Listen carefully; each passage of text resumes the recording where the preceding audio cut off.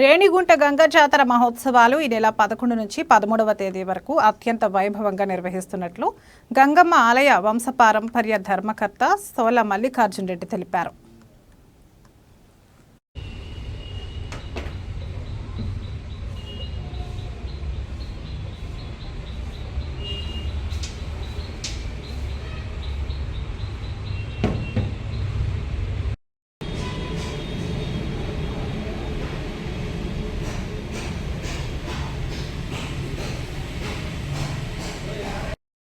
ఈ నెల 11, 12, 13 తేదీల్లో గంగ జాతర నిర్వహించేందుకు తీర్మానం చేయడం జరిగింది.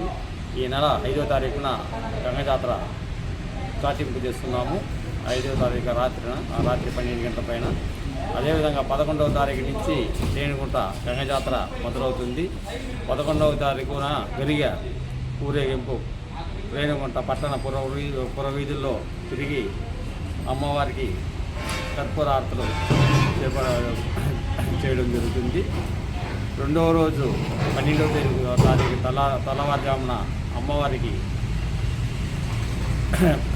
అభిషేక కార్యక్రమాలు అవన్నీ జరిగిన తర్వాత తెల్లవారుజామున 6 గంటలకి విశ్వరూప దర్శనం జరుగుతుంది. అదే రోజు రాత్రి 8 గంటలకి గాలి గంగమ్మ గుడి వద్ద నుంచి అమ్మవారికి తడికలు తీసుకొచ్చి నడి వీధిలో అమ్మవారి గృహ నిర్మాణ ప్రతిష్ఠ చేస్తాము. అదే రోజు రాత్రి 3 గంటలకి రాత్రి 12 గంటల పైన అమ్మవారిని పసుపు ముద్దతో తయారు చేసిన ప్రతిమను సాకలి వారి ఇంటి వద్ద నుంచి తీసుకొని రేణిగుంట ప్రధాన వీధిలో ఊరేగింపు తీసుకెళ్ళి 13వ తారీఖు తెల్లారిన 6-7 గంటలకంతా అమ్మవారిని ప్రతిష్ఠిస్తాము.